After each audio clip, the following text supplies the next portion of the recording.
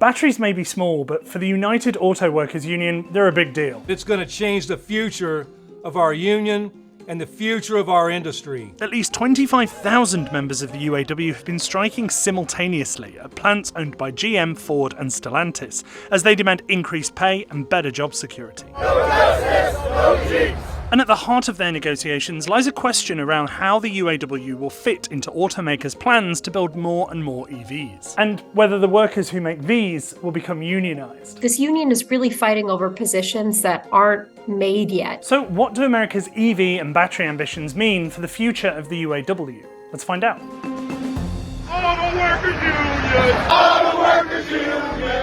So this is the first time in the UAW's almost 90-year history that the group has gone on strike at all three automakers at the same time. Part of the UAW's demands have been for cost of living adjustments, the right to strike over plant closures, and a 40% pay rise over the next 4 years.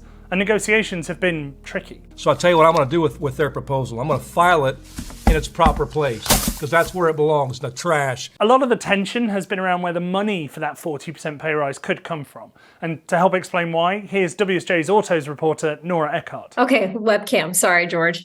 I might need to get warmed up a little bit here. This is coming at a time where the automakers are really focused on keeping costs low where they can so that they can fund the transition to producing EVs. Part of that expense is because the raw materials needed to make EVs can cost up to 125% more than those used in internal combustion engine or ICE vehicles. But the union has said that the companies can afford their demands even as they're funneling billions of dollars into this EV transition. When the big three say the future's uncertain and that the EV transition's expensive, remember that they've made $250 billion in North American profits over the last decade. But when it comes to EV manufacturing, the bigger concern for the UAW is around job security. See, the transition from making gas cars to electric ones is dramatically reshaping how many auto workers are needed, and what those roles are. While tasks like installing interior trim or fitting seats are unlikely to change much in the transition, roles that centre around building the combustion engine are at risk.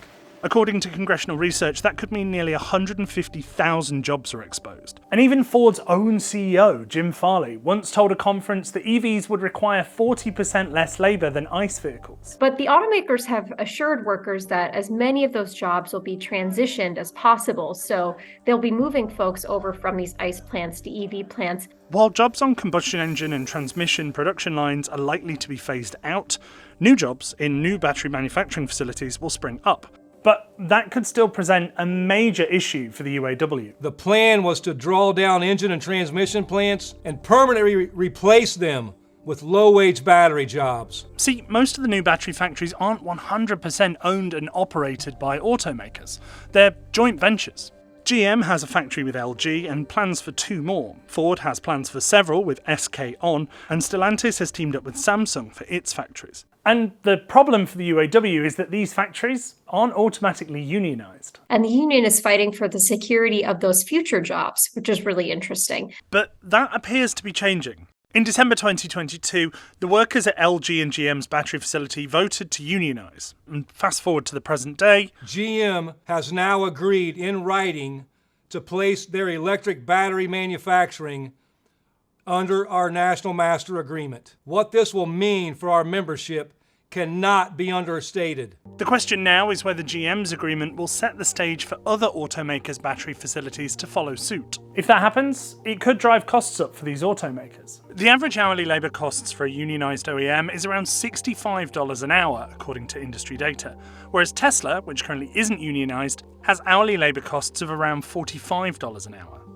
And so, if these automakers pay their workers union rates at their battery facilities, it could make them less cost competitive compared to the likes of Tesla or foreign manufacturers like those in Asia. Throughout this whole bargaining process, the automakers have sort of repeated this mantra of, we cannot be competitive companies if our labor costs inflate as much as the union's demands would make them. But if automakers don't come to an agreement with the UAW, they may struggle to make vehicles altogether. I've heard members who want to bring down the hammer, strike all the truck plants, hit the big three where it hurts, and there is a time and place for that. And believe me, if the big three don't continue to make progress, that time's going to be coming real soon. So even though the strikes have gone on for weeks, this could just be the very beginning of a long road ahead for the UAW.